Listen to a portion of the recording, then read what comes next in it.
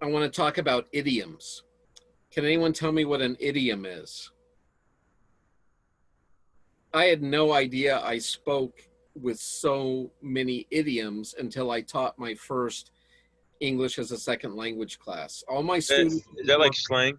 It's like yeah, slang. it's like slang or a figure of speech. Thank Yeah, you. so like if I say like no cap, that means like for me it would mean like I'm not lying, but like you wouldn't understand because it's my slang. It's slang of our generation. Yeah, what did you just say? No what? No cap. No cap? Yeah. So if you were to go up to someone, or if someone was to come up to you and say, "Mr. Blackburn, you look amazing today," you could say no cap because they aren't lying, and you would know that. So like no cap. Or no cap. Or if I was to say Cap. like, Talking about like no caption. yeah, well, no cap is like you're not lying. not at That's all. no lie. Got it. Huh, Do you I know never. why it means that? Cap. I don't remember the exact origination, but I mean, there's like I'll give you another example. Like if I was to say you're tripping, that originates from like LSD trips, right? And so our generation says like when you're tripping, that means like you're acting crazy. Right. Yeah, I know that one. Well, Yeah, that one's simple. I'm yeah, tripping all the time. yeah, I did get called a goat the other day, and yeah. I was offended at first till someone told me what it meant, and I thought that was really nice. But I, Yeah, you're the but goat. I don't know why a goat would be chosen. Well, I guess because it's an acronym, right? It's an Because acronym. each letter means something. Yeah, yeah, But what I didn't realize was how culturally specific idioms are. So these poor Korean students I was teaching, I'm up there using all these American idioms, and they learned English like I learned Spanish, very formal. You're learning the proper way to speak. You're learning the standard things, but they're not teaching you slang. They're not teaching you figures of speech. Maybe when you get in a more advanced class, you are, but I never got that far. And so my poor students didn't understand half of what I was trying to tell them because I'm rolling out all these wild American idioms. And just a few, we could say like long in the tooth, over the hill.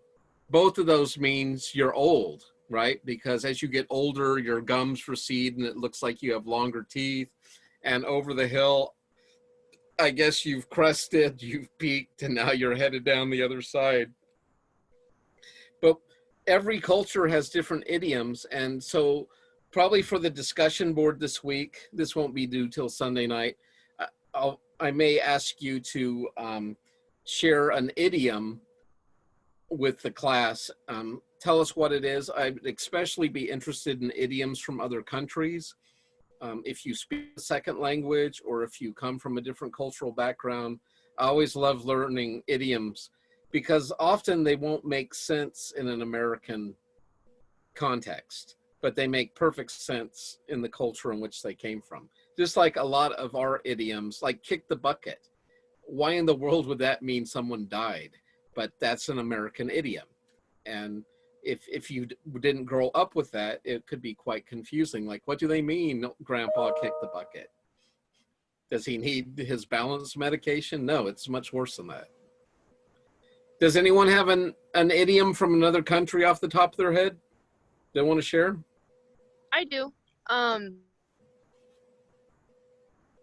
So in like Mexican cultures, we say like mucha ropa. It means too much clothing, and it's very similar to like when in English we say take it off. Like when we're teasing people, like take it off, take it off. We say mucha ropa, and so it's mucha ropa, and it's like to tease people. Like when it's hot outside and they're taking off their jacket, we say that as if like they're giving a strip tease. Got it. Thank you. Any I love other that. idioms, foreign or domestic? There's an Italian idiom. It's hai voluto una bicicletta. It literally means you wanted the bike, but it's pretty much just means like you wanted it, so now you have it. Like almost like compare it like I don't like you made your bed, now go lie in it, in English. Yeah. Got Like it. you made the choice, now deal with it. Got it. Yeah, but see, if we're not Italian, we would have to have that explained to us. Where if you Yeah. grew up with that saying, it's just, it makes intuitive sense. And Mhm. so idioms are a great way of learning about cultures and languages. And like I said, that's probably what I'll ask you all to do on the discussion board this week is everyone share an idiom with us, and hopefully we'll get some that aren't American. And I mean, it wouldn't hurt to have American ones too. Maybe I'll ask for one American and ask you guys to research. And it, if you go to Barnes and Noble, or if you just do a Google internet search for idioms of different countries, I mean, there's thousands, probably tens of thousands out there. It's, I saw this book of idioms. It was just like massive. And it was just dealing with English or American idioms.